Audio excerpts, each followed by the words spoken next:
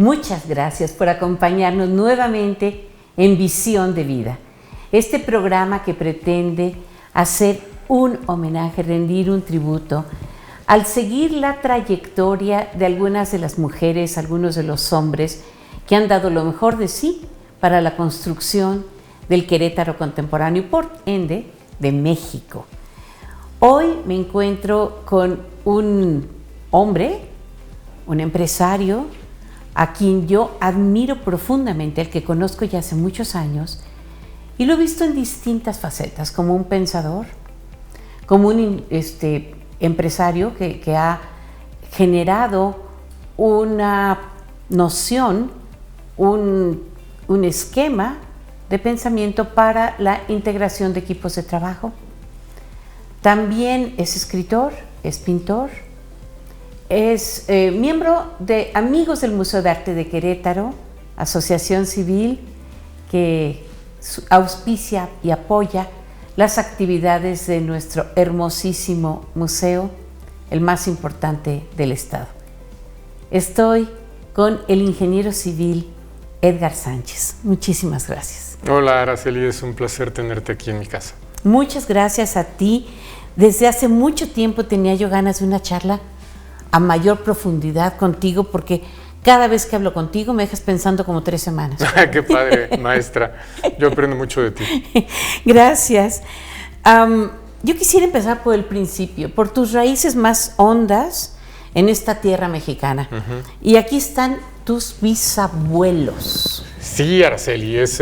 Cuéntame, tus bisabuelos paternos. María y Valente, y aquí está mi abuela, Trinidad, Trinidad Miranda Zarza, que después se casó con David Sánchez Montes de Oca. Son mis abuelos paternos. En esta foto están en algún lugar de Jilotepec, entre Jilotepec y Canalejas. Esto es 1924. Ya había pasado la revolución y sí también se refleja en la calidad de la pintura. Una composición muy típica del momento, y su ropa nos indica pues que son personas, digamos, cultas, acomodadas. Las niñas muy lindas, vestidas con vestidos semejantes, tu abuelo guapo con su chaleco y su bigote. Ajá. Un poquito herencia de Pancho Villa, ¿no? De los revolucionarios de la época. Bueno, ¿qué me dices de estas raíces tuyas? Bueno, a mí me sorprendió mucho hace más o menos unos 20 años que estaba el proyecto del Genographic de National Geographic, y es un proyecto emblemático porque es donde descubren con muestras genéticas de alrededor del mundo que todos compartimos un ancestro común en África. Sí. Y ahí yo descubro que mis 2 linajes son indígenas mexicanos, o sea, mi linaje materno expresado en mi cromosoma mitocondrial, en mi ADN mitocondrial, y mi linaje paterno expresado en mi cromosoma Y.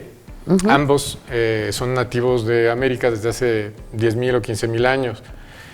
Pero, por ejemplo, ahí los Miranda Zarza se ven blancos. O sea que mi mestizaje... Sí, evidentemente también tienen sangre europea y de esta gran mezcla de sangres que llegó con la conquista. Exactamente. Porque los españoles no eran, vamos a decir, únicamente españoles. Ellos venían de celtas, visigodos, italianos, egipcios. Toda la cuenca del Mediterráneo estaba representada en los que llegaron aquí.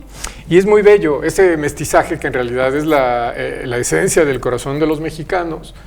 En mi caso se expresa de esa forma. Los 2 linajes son indígenas y los consortes de esos linajes han sido de otras tierras. Y eso para mí ha sido muy importante porque transformó la forma en la que me entiendo y me lanzó en un proceso de experimentación o de búsqueda identitaria. Todo eso se refleja mucho en mi trabajo. Claro, en tu trabajo tanto artístico como empresarial, ¿no? Sí. Y aquí ellos son tus abuelos. Él es mi abuelo David y ella es mi abuela Trinidad, que aparece de niña. Que es la por acá. niña que aparece al principio con sus papás. Sí, mi abuelo David y sus ancestros nacieron en un pueblo que se llama Xometla, que está a tiro de piedra de las pirámides de Teotihuacán. Aquí están Trinidad, Susana, David, Rosa María y Antonio. Quiere decir que ahí está mi papá. Ahí está tu papá y la fecha es 1944. 44. Mi papá nació en el 43, o sea que estaba chiquitito. Era un bebé prácticamente. Y ellos son tus abuelos maternos. Maternos. Mi abuelo Daniel y Mamín, la abuela, la mamá de mi madre, que nació en Veracruz. Mira cómo todo cambia. Ellos ya están sonrientes frente a la cámara. Y su pose misma, su posición frente al fotógrafo es distinta de la posición de frente que tienen los bisabuelos. Esta foto es de 1939. 39, sí. Aquí todavía no nacía tu mamá. No, todavía no. María del Carmen, mi abuela, su padre llegó de Europa, pero con un apellido bastante exótico, Bejarle. Nosotros, en nuestras investigaciones nos han llevado a pensar que probablemente era un judío sefardí. Ajá, muy probablemente. Y aquí tienes a tus papás. Sí, ya como sesenteros, ¿no? 69. Antonio Sánchez Miranda y Ana María González. Bejarle, que yo creo que venía de Béjar. Ajá, es muy, muy probable. Entonces, los señores Sánchez González tuvieron a tu mamá. Sí. No, aquí, perdóname, a ti. Esa es mi mamá, sí, exactamente. A ti. Tú eres Edgar Sánchez González. A la orden. Y en marzo del 69, ¿ellos estaban solteros? No, yo nací en el 68. ¿Eres un niño del 68? Sí, ajá. Con razón. 28 de septiembre del 68. Estamos hablando de que eres un niño olímpico, como el Opel, que yo me acuerdo muy bien del coche. Y la primavera de Praga, las grandes revueltas en Berkeley, California, en París, en México, Ciudad de México, que llevaron desafortunadamente a Tlatelolco, ¿no? 4 días antes del 2 de octubre nací. Tu mamá estaba, pues, teniéndote a ti cuando México se estaba convulsionando y al mismo tiempo ocurrían las Olimpiadas. Sí, mi papá estaba trabajando en el centro de prensa de las Olimpiadas, donde hizo su tesis, y era prácticamente recién egresado de la Facultad de Ingeniería. O sea que estaba muy en contacto con lo que estaba sucediendo en ese momento. Y años después tu papá trabajó en Laguna Verde. Sí, él después de eso ingresó a trabajar como ingeniero de ICA. Con Bernardo Quintana y etcétera. Y en los gloriosos años de ICA que van a volver. Sí. Ahorita están trabajando en Boulevard Bernardo Quintana, perdón, 5 de febrero. Bueno, y en otras partes del estado. Y entonces en la transformación, la construcción de la infraestructura de México, mi papá estaba en presas, en carreteras, estuvo en la cimentación de la nucleoeléctrica, y nosotros íbamos como errantes, siguiéndolo para mantener unida a la familia, y eso me llevó a vivir en lugares fascinantes, ¿no? Viví allí muy cerquita de la playa, en Laguna Verde, y en Tampico, y en el desierto de Guerrero Negro, en Baja California. Entonces fue muy diverso, y también estuve en muchísimas escuelas. La primaria la hice en 7 escuelas diferentes. Tú de niño me imagino que ya tenías una percepción del ambiente que te rodeaba, del contexto, y por tanto te sentías mexicano en distintos puntos de la geografía. Sí, pero también la identidad se fue construyendo a lo largo de muchos años, porque es cierto, tuve compañeros de escuela campesinos con quienes disfrutaba mucho de la amistad y disfrutaba mucho del ambiente tropical o de la exuberancia de la naturaleza en lugares hermosísimos donde había días que se nublaba de mariposas monarca. ¡Ah, qué maravilla! O se veía un tapete rojo de cangrejos cuando salían los cangrejos rojos del mar, ¿no? Entonces viví cosas muy lindas. Es esta infancia. Sí. Tu padre, tu madre, está tu hermana Ileana, tú y José luego Fernando, José Fernando. Ajá. Estos 5 iban de un lado a otro. Sí. Era una familia, y que, por supuesto, en aquel tiempo todos seguíamos al papá, ¿verdad? A donde fuera tu padre, pues iba la familia completa. Y también tenías una familia grande de primos. Sí, esos son mis primos del lado de mi mamá y muchos de los tíos. Ajá. ¿Esta del centro es tu abuela? No, ese es mi tío. Ay, perdóname. Sí. Perdóname, no lo alcanzaba a ver bien. Entonces, tu mamá, Ajá. tú Sí. y tu hermano. Sí, aquí está mi papá también. Ahí está tu papá. Ajá. Y me decías que Ileana vive en Chile. Sí, mi hermana Ileana vive en Chile con 2 hijas muy lindas, una linda familia. Bien, y después de aquella infancia, ya esta es la adolescencia. Sí, aquí ya nos vemos un poco más grandes. Yo creo que yo ya estaba en la universidad, 93, ya estaba saliendo de la universidad. Ya trabajaba en Procter. Trabajé Procter & Gamble. Sí, en mercadotecnia. En mercadotecnia, Un par de aunque años. eras estudiante de ingeniería civil. Sí, para el 93 ya me estaba graduando de ingeniero civil, pero estaba estudiando mercadotecnia, precisamente porque yo veía que era insuficiente. Yo necesitaba saber algo de empresas y de mercadotecnia, porque ese era mi llamado. Y la ingeniería civil, pues estaba muy linda, pero no alcanzaba. Así es que en Procter aprendí mucho también. Terminaste ingeniería civil y pusiste una constructora. Sí. Entonces, durante 2 años estuvimos construyendo hasta que llegó el error de diciembre del 94. Y todavía aguantamos una última obra, yo y mi socio, Lázaro Benavides. Y el 1 de diciembre de ese año 94, solo 2 semanas antes del error de diciembre, abrí mi primera tienda de pinturas, que todavía estaba en la Ciudad de México.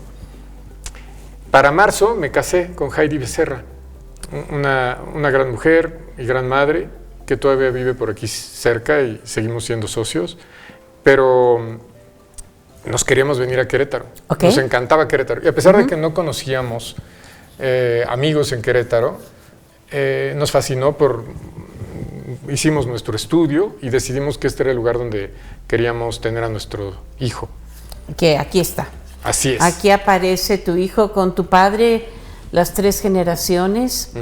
Cuéntame un poco de tu hijo. Pues mi hijo nació... Esta es la iglesia del Carmen de Querétaro. Sí. Mi hijo nació en el 99. O sea que yo llegué a vivir en Querétaro. Es un millennial. Totalmente, Total. claro. Sí. Sí, nació en marzo del 99. Aquí lo tienes tú, chiquito, ¿no? Sí, ahí está, chiquitito, con todos mis amigos de la universidad y sus hijos también. Y entonces él ya nació en Querétaro. Sí, nació en Querétaro. Ya es tu nexo. Completamente. De hecho, yo ya no tengo nexos con nada más que Querétaro. O sea, desde hace muchos años, todo mi patrimonio y mi creatividad están enfocadas en Querétaro. Por eso estás aquí. Sí. En Visión de Vida de Radio y Televisión Querétaro. Aquí estás con tu hijo. Sí. ¿Qué estudió él? Él está estudiando negocios, está a punto de terminar en unos cuantos meses. Y además está trabajando conmigo, estamos muy contentos.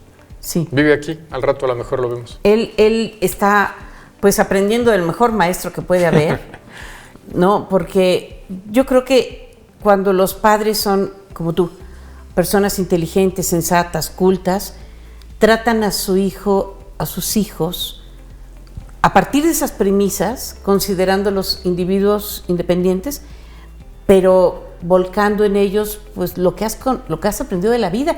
Y tú no has aprendido poco, has aprendido mucho de la vida. Gracias, Araceli. ¿Cómo fue que empezaste a pensar con tanta profundidad?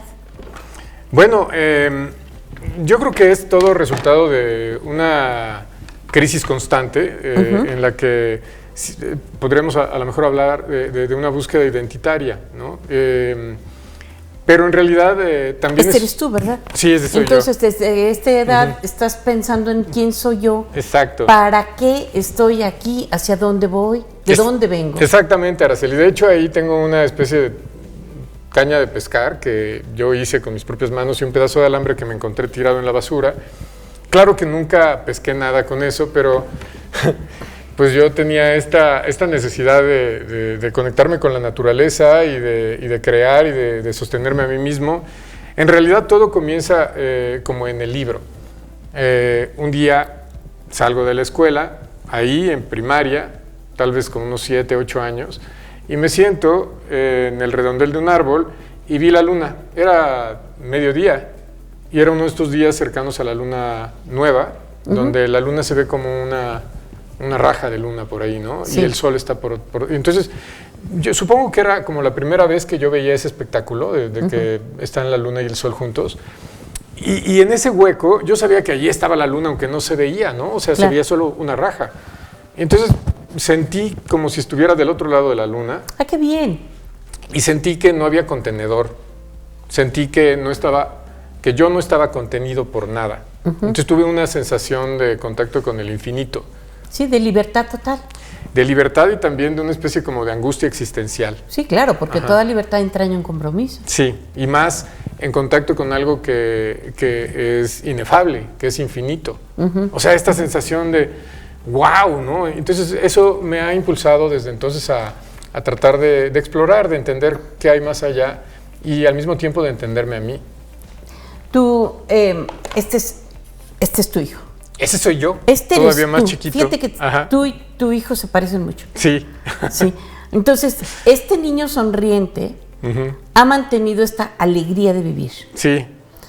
Pero a veces al mismo me falla. tiempo se preocupa por cuál es su función como un individuo que es parte de un grupo, y con base en estas preguntas y respuestas interiores, tú fuiste construyendo un sistema para trabajar.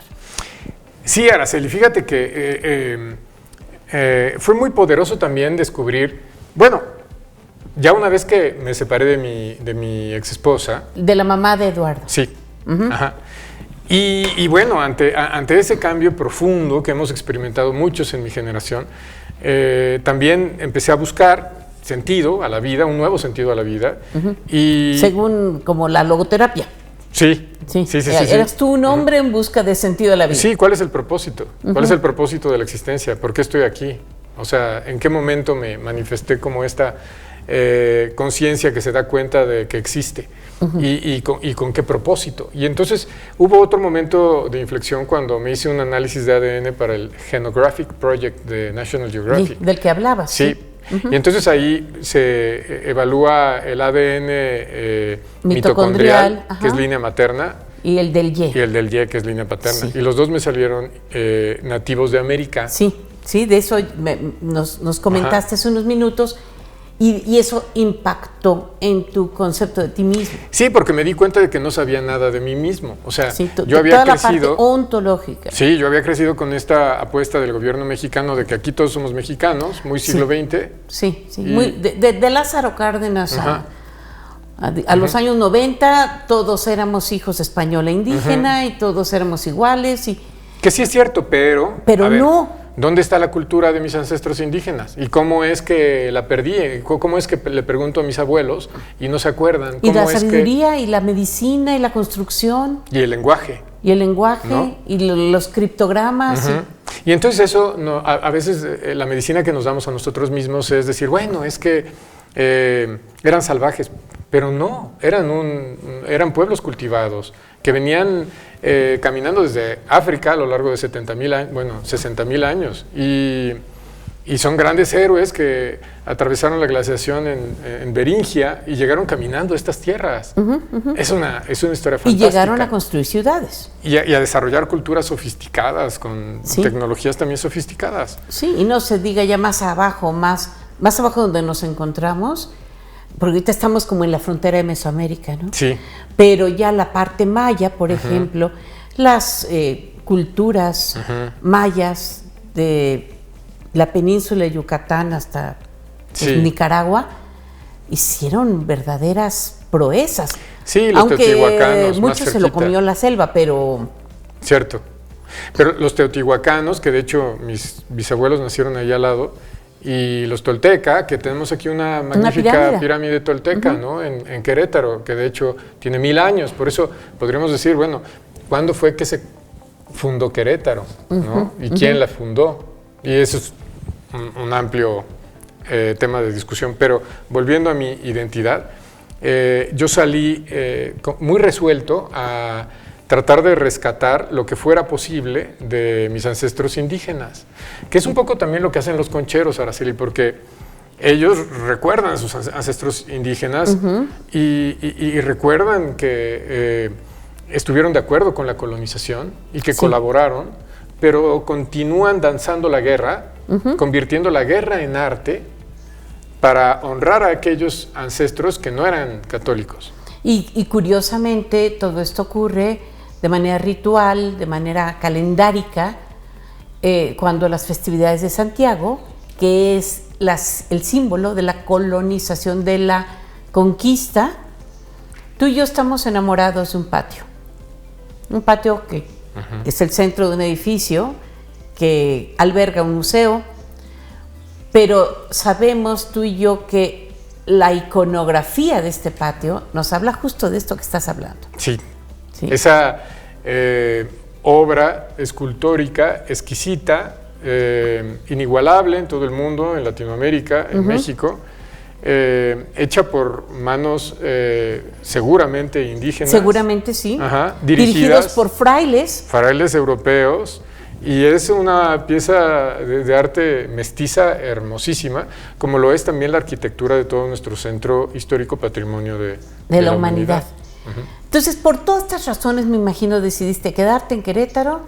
Aquí has echado raíces, aquí creaste esta empresa de venta de pinturas, pero que dio a su vez origen a diferentes organismos.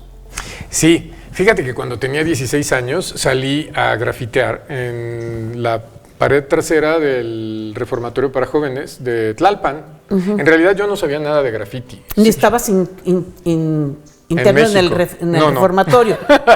Hay que entender que fue por la pared de la calle. De atrás. Okay. Sí, entonces yo vivía por ahí en Tlalpan y entonces salimos, compramos unos aerosoles y rayamos esa pared con nuestro nombre. En realidad, yo no sabía que existía una cultura grafitera porque estábamos hablando del 84 y las fronteras no estaban tan abiertas como hoy, no había medios de información, pero rayar una pared era algo más o menos común.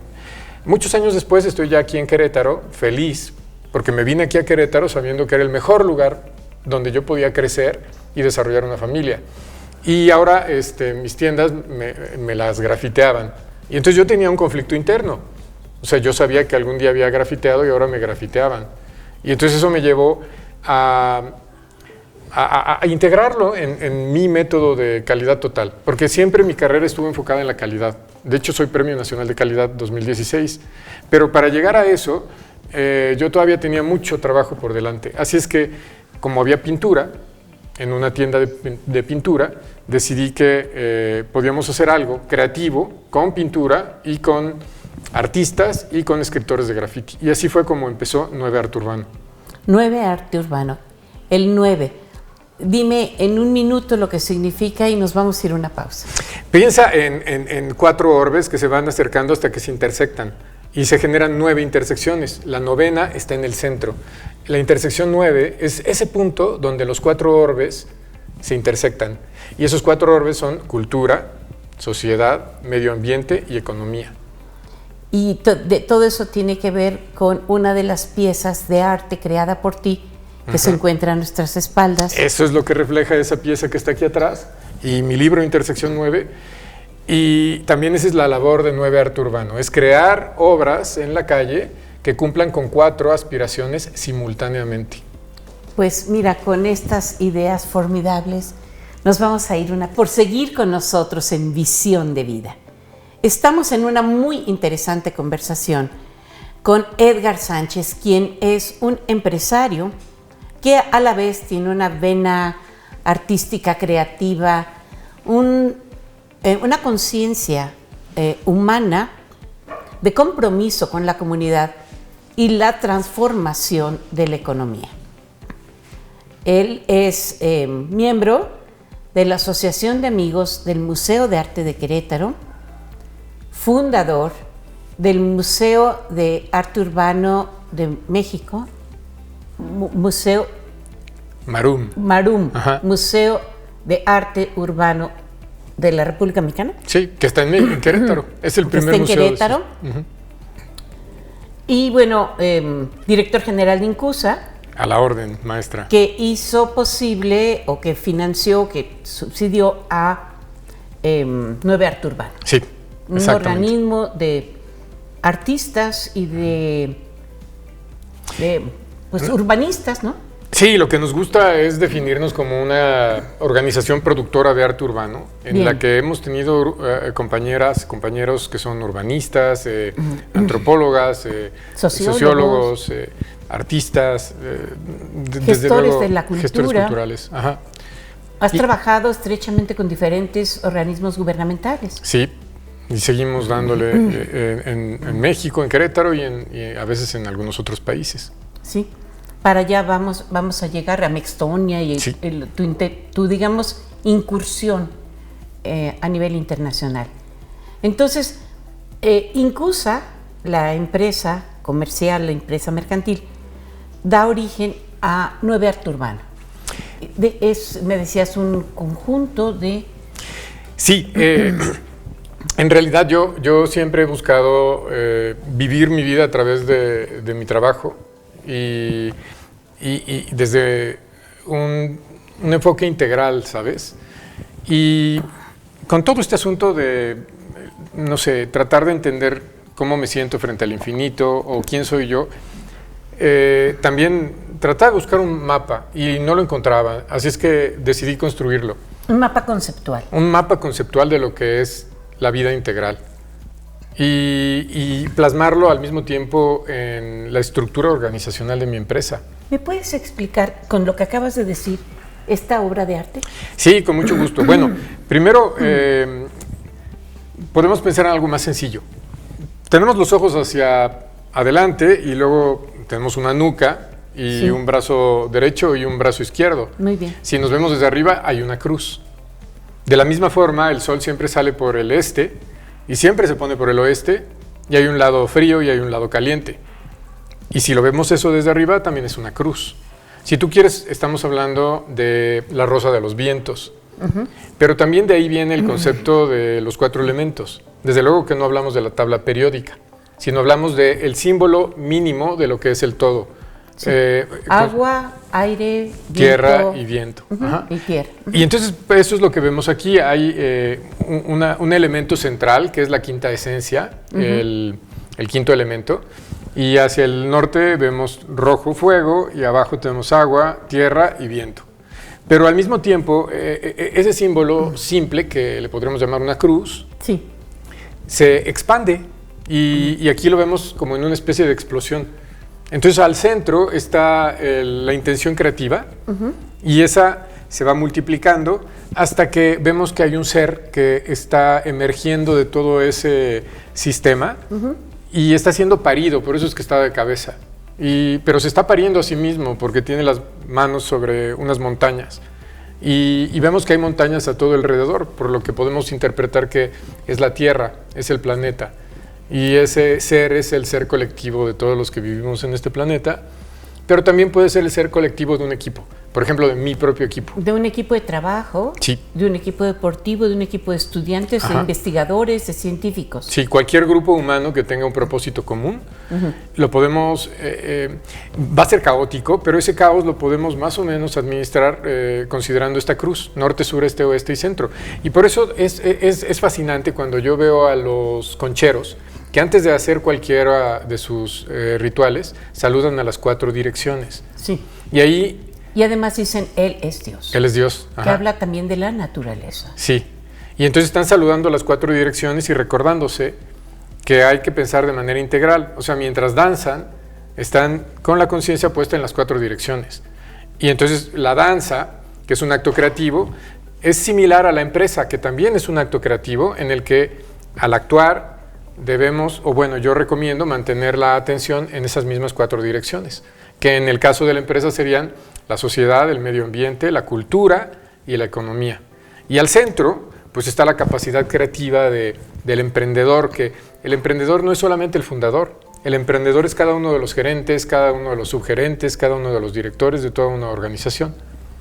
Ya, ahora, esta obra de arte en particular, yo la encuentro con un cierto vínculo con las mandalas. Sí, Sí, de hecho, de ahí es de donde viene los mandalas. En el Tíbet le llaman mandala. Un día, hablando con un tibetano, me decía, bueno, y es que ¿cómo concibes tu mandala? O sea, dentro del lenguaje tibetano está esta concepción de que una persona que busca el conocimiento debe de formarse un mandala, pero es tu mandala, es la forma en la que el caos cósmico, que es infinito, lo reduces a algo que sea manejable. Claro. Simbólicamente. Un esquema. Y eso es la base del arte, porque es precisamente eso, es poner nuestra percepción alrededor y luego transformarla en símbolos que se puedan plasmar en algún medio para que eso comunique al resto de las personas y que les dé una intuición de la vida, del cosmos, del todo. Cuéntame algo de los proyectos que ha realizado Nuevo Arte Urbano, de manera sintética. ¿Cómo comenzó? Recordamos el proyecto del Bicentenario de la Independencia, Centenario de la Revolución 2010. Sí, maestra, esa fue nuestra primera acción. En 2010 venía el Bicentenario y junto con DRT, que puso las placas de lámina sobre el ambulatorio de la Alameda. Sí. Y además nosotros hicimos una gran convocatoria. Sí, y llegaron como, creo que 80 artistas, entre ellos muchos grafiteros.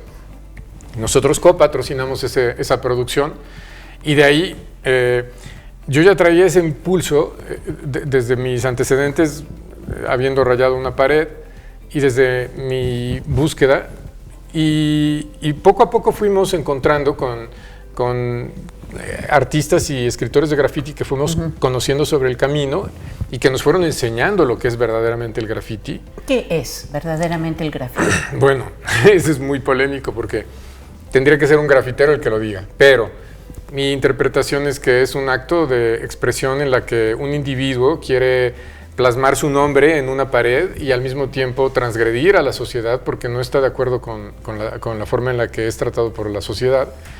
Y al hacerlo, se apropia de su espacio público, de hecho la calle es de todos.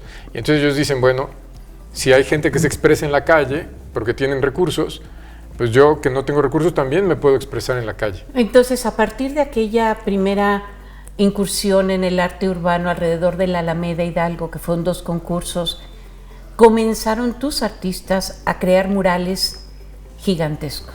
Sí, los artistas que se acercaron a nosotros y que tuvieron confianza, a veces los invitamos a pintar graffiti, pero también a veces, y más frecuentemente, los invitamos a crear murales, porque el muralismo es uno de los hitos culturales de toda nuestra historia. O sea, ¿Estos son los primeros pasos para el MURAM? Sí, el MARUM, exactamente. Perdóname, MARUM, Museo de Arte Urbano de México. De México. El Museo de Arte Urbano de México es el único lugar en todo el país donde estamos buscando crear un lugar, un espacio, una museografía, una museología que le dé dignidad al graffiti y al arte urbano y al nuevo muralismo. Háblame del espacio científico que alberga el péndulo de Foucault en el Centro Gómez Morín. Sí, el Gómez Morín es un edificio fantástico que tiene muchísimas posibilidades. Es un proyecto creado por Antonio Loyola, quien ha sido muy gentil al animarnos a pintar sus muros con murales. ¿Y la cúpula? Y la cúpula es fantástica porque la cúpula es inmensa. Dentro de ese domo de 30 metros de altura cuelga un péndulo de Foucault con el cual podemos entender y ver la manifestación de la rotación de la Tierra. Claro, claro. Y dentro de ese espacio ahora hay un museo de ciencia y tecnología muy hermoso, recientemente remodelado. Y entonces yo me adjudiqué la misión de remodelar la parte exterior. Y además de eso, transformaron el interior de algunos puentes, muchos muros en la ciudad y colonias completas. A mí me gusta mucho mencionar Hércules. Llegamos por primera vez a Hércules en el año 2014 con un festival que llamamos el Museo Callejero. Antes de eso ya habían habido otras organizaciones que habían hecho algunos murales ahí, pero nosotros hicimos 72 Como murales. Como los trabajos de Hércules, liderado por Jordi Boldó. Sí, exactamente, que tuvo ahí Jordi un taller de muralismo adentro de la fábrica. Justo en esos días estábamos pintando afuera, y produjimos 72 murales con una variedad muy amplia de artistas y escritores de graffiti. Después de eso nos fuimos a las 7 delegaciones. En las calles de Hércules. Sí, esto ya fue en 2014. 2014. Ajá, todas las calles. Y ahí... Alrededor de la antigua fábrica de hilados y tejidos. Exactamente. De hecho, hoy mismo estamos ahí terminando un segundo esfuerzo muy importante con 27,000 metros cuadrados de fachadas. 27,000 metros cuadrados de fachadas. Y 30 murales. ¿De qué manera se transforma el espíritu de la comunidad con esas fachadas? Porque yo entiendo, por ejemplo, Menchaca 2 fue un mar, se convirtió en un mar. De ser un lugar pobre, se convirtió en un lugar con olas, con pescados, con arena, con pulpos, con barcos. Sí, yo diría que la pintura por sí no cambia las cosas. Lo que cambia las cosas es la participación ciudadana. Y por eso es muy importante cuando se hacen este tipo de proyectos, que se convoque a la sociedad por todos los medios posibles, que se convoque a los grafiteros locales y a los artistas locales, y que se les invite y se les inspire para trabajar juntos, haciendo una faena colectiva, para transformar su propio espacio. Desde luego que hay que apoyar con recursos, con investigación, trayendo eventos, pero principalmente estimulando a las personas locales. Y de esta manera, es muy importante decir esto, no hay gentrificación. ¿Por qué? Porque no hay una explotación del bien raíz. Hay una inspiración hacia la población local para que ocupe su propio espacio. Entonces es muy importante porque si vamos a huir de la gentrificación, rechazando los proyectos, pues entonces los barrios se van a quedar sin innovación. Sí, y creo que sí es importante. Y ustedes contribuyen para que los nuevos barrios adquieran una identidad, haya una dinámica colectiva. ¿Has trabajado con Santiago Díez? Sí, claro. Santiago es un muy buen amigo con quien hemos colaborado ampliamente. Y sí, efectivamente hay una necesidad de enfocarnos y esto es muy parte de nuestra propia metodología, el método 9, es trabajar con los símbolos identitarios de la población local. En este sentido, economía púrpura. O sea, necesitamos encontrar cuáles son esos símbolos a través de investigaciones sociológicas y antropológicas y con conversaciones con los líderes culturales y con las personas del barrio. Y de ahí hay que redactar textos o bien desarrollar piezas o experiencias estéticas que puedan inspirar a los artistas invitados, que deberían de ser, en su mayoría, también locales, ya sea locales del barrio o locales de la ciudad. Háblame de Mextonia, para ya irnos fuera de México. Con esa misma idea, estaba yo buscando un país en Europa que yo pudiera considerar como un país indígena, europeo, de güeros. Y Estonia fue perfecto en ese sentido porque su pueblo lleva miles de años viviendo en la misma tierra y hablando su propio idioma, un idioma que se desarrolló ahí.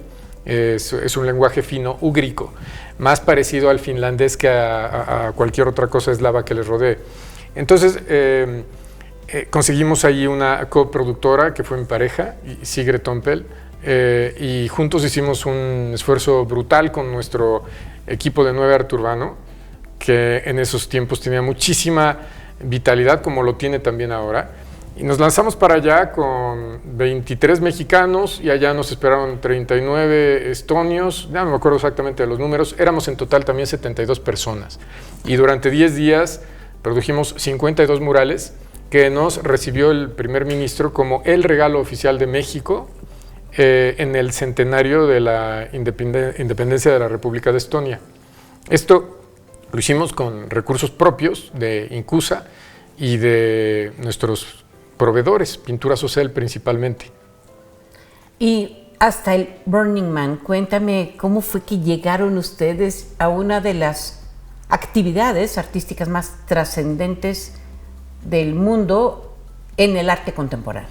Bueno, sí, efectivamente, Burning Man es uno de los eventos más influyentes en la innovación conceptual dentro del arte, porque tiene un espacio muy sui generis donde Es el desierto. Sí, la creatividad, o sea, pero además es un desierto muy particular, porque es todo plano, es enorme, es muchísimo espacio. Entonces, cuando tú vas a hacer algo ahí, el entorno influye de una manera muy poderosa hacia hacer cosas diferentes. Además, la cultura local de Burning Man te lleva a expresarte de manera radical y a romper tus límites. Es un lugar donde el regalo está en que puedes crear, estás invitado a crear sin límites. ¿A cuántas personas invitaste a este proyecto? Bueno, originalmente todo comenzó porque conocí a Kim Cook, la directora de arte en Portugal, a donde me invitó Pau Llacuna, exdirector de la Fira Tàrrega en Cataluña. Y allí empezamos una conversación sobre los indígenas Paiute, que son los habitantes del Black Rock Desert, que es donde se ejecuta ese evento. Y vino la pandemia, necesitaban recursos y me invitaron para presentarles artistas que no fueran conocidos por ellos y que fueran mexicanos o de algunas otras regiones del mundo, pero que tuvieran narrativas, como le llaman ellos, BIPOC, o sea, narrativas que no concuerden con los artistas blancos, por decirlo llanamente. Entonces estaban buscando diversidad étnica, diversidad cultural. Para una expresión humana, finalmente, sí, ¿no? En una especie de crisol de la humanidad a donde llegan grupos, equipos de trabajo de muchos países. Exacto, y lo que querían era tener más diversidad cultural. Entonces me llama a mí Kim y llevé a 13 artistas, amigos de 9 Arte Urbano, casi todos ellos, 13, han pintado en el domo del Gómez Morín. Como Luis Sánchez. Como Luis Sánchez, como Tania Quesada, como Víctor López, como Ripper y Goal del mundo de los grafiteros, etc. Y también todos ellos fueron a Mextonia. Entonces, en realidad, mi trabajo artístico consiste en crear estas piezas de arte procesual en las que hay trilogías o historias narrativas que se van conectando una con la otra. Por ejemplo, te podría mencionar que aquí en Querétaro comenzamos con Étnica 9 en el año 2015. Étnica 9 nos llevó a hacer Mextonia, que es un homenaje a las culturas indígenas de Estonia. Y eso nos llevó a Mexpania, que es un homenaje a los 500 años de la llegada de nuestros ancestros españoles a México. Y eso nos llevó a Boundless Space de Burning Man y después a lo que acabamos de hacer en el festival Burning Man durante este año, apenas en septiembre de 2022. Me quiero adentrar en tus emociones, en tus sentimientos. ¿Qué sientes tú cuando ves un trabajo terminado, cuando ves las paredes de un barrio, los muros transformados? Porque yo entiendo que ustedes no solamente invitan a los moradores a pintar el exterior de su vivienda, sino a integrarlos en una nueva dinámica social. Sí, lo que siento es que mi vida tiene sentido. Es como dice Nezahualcóyotl, traducido por León Portilla, que en realidad le hace falta un poco como de interpretación personal. Yo diría Moyocoyatzin, Ipalnemohuani, Yoguali, Ejecatl, Tloquenahuaque, que son los diferentes nombres de una entidad que nos narra que es de donde emanan todas las deidades. Esto es muy interesante porque entonces ya no estamos hablando de politeísmo, sino de panteísmo. Y él nos dice, creador de ti mismo, gracias porque desde todas las direcciones del cosmos nos saludas, pero desde la primavera nos das alegría y ahora entiende mi corazón, entiende que con la flor y el canto, con el arte y la creatividad, le das sentido a nuestras vidas. Entonces, en este sentido, cuando yo veo cómo Étnica 9 se transforma en Boundless Space, a lo largo de toda una trayectoria en la que mi trabajo ha sido convocar a los artistas, seleccionar narrativas, escribir textos, y veo cómo eso se plasma en un barrio cercano a mí como Hércules, siento que mi vida tiene sentido y por eso es que hago lo que hago. A mí me queda claro que tú como empresario eres muy exitoso y habrías podido ser triplemente exitoso si en lugar de dedicarte a 9 Arte Urbano y a todas estas instalaciones y proyectos, te hubieras dedicado a expandir tu negocio en los confines y llevarlo por todo Latinoamérica o a Estados Unidos y obtener muchos más recursos, comprarte un yate, jugar golf. No va por ahí tu estilo de vida, tu pensamiento. Sí, y en realidad tienes toda la razón. He invertido mucho en proyectos que no tienen fines de lucro, pero que me llenan el corazón.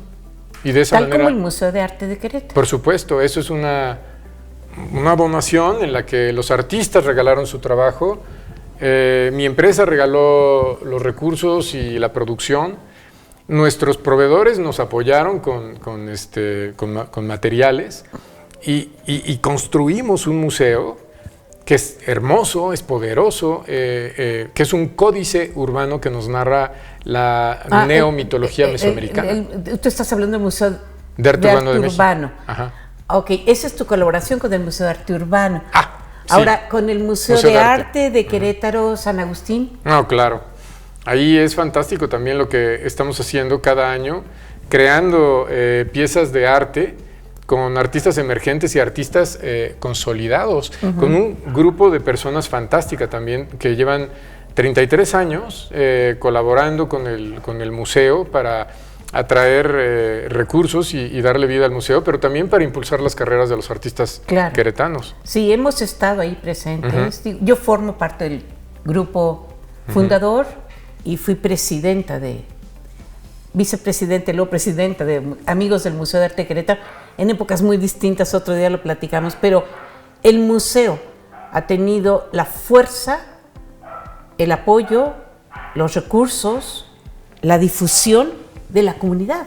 Sí, es un grupo muy poderoso que efectivamente da resultados todos los años. Es un gran ejemplo a seguir para muchos otros museos de Querétaro. O de México. Sí. Sí, porque realmente se ha mantenido sin interrupción en un proceso muy enriquecedor. Completamente ciudadano. Completamente ciudadano. Apolítico. Es un proyecto de la sociedad civil, puesto al servicio de una causa tan noble como es un museo de arte. Sí, que además se convierte en una continuidad de la escuela, con todos los niños que van a aprender sobre arte, a hacer talleres, a recorrer las exposiciones, platicar con los artistas, escuchar conciertos, conferencias, participar en diplomados, toda la comunidad, incluyendo por supuesto a todos los grupos con algún tipo de discapacidad. Sí, es uno de los museos más inclusivos. 3 de los trípticos que creamos para la subasta del año pasado nos los llevamos a Sotheby's de Nueva York, gracias a la invitación de Burning Man, y se subastaron muy bien. De hecho, habían 2 piezas de 2 artistas del graffiti, Goal y Reaper, que se subastaron. La del Goal se subastó en $4,500. Formidable. Pero salieron del Museo de Arte. O sea, hay 3 piezas que salieron de ahí del Museo de Arte. Y bueno, hay mucho todavía por hacer dentro de él. Ahora, tú estás dentro del museo en este momento, no hay otra persona, pero tú ves a los Hermes de la planta alta con toda su simbología en las murgas de las manos. ¿Cómo te comunicas de alma a alma, por así decirlo, con toda esta simbología agustiniana? Bueno, se están elevando. Tú puedes ver cómo algunos de ellos se ven más jóvenes y sus pies están bien puestos sobre la tierra, pero conforme se van haciendo viejos, se van alejando de la tierra y acercándose al cielo. Y entonces nos decía San Agustín que la ciudad de Dios, ¿no? Es este concepto de elevación espiritual. Sí, de 3 ciudades: la ciudad de los hombres, la ciudad de los sacerdotes y los ángeles, y la ciudad de Dios, que es el cielo. Y hacia allá van los Hermes. Entonces, cada vez que entras a ese espacio hermoso, que es patrimonio de Querétaro, y miramos esos Hermes, nos están invitando a desarrollarnos, a tener un interés y una atención porque nuestra conciencia llegue más lejos y que la pongamos en marcha. Pues muchísimas gracias por abrirnos de verdad muchos canales para el pensamiento, y para mí es un placer inmenso conocer a una persona como tú que está comprometida con el desarrollo de la comunidad, con el arte y pues con la transformación estética. Gracias. Muchas gracias. Gracias, maestra, y gracias, amigos, amigas. Muchas gracias a ti. Es un honor. Y gracias a todos nuestros compañeros de audio, de video, de edición, de producción y de transmisión para que este programa llegue a sus pantallas. Hasta la próxima Visión de Vida.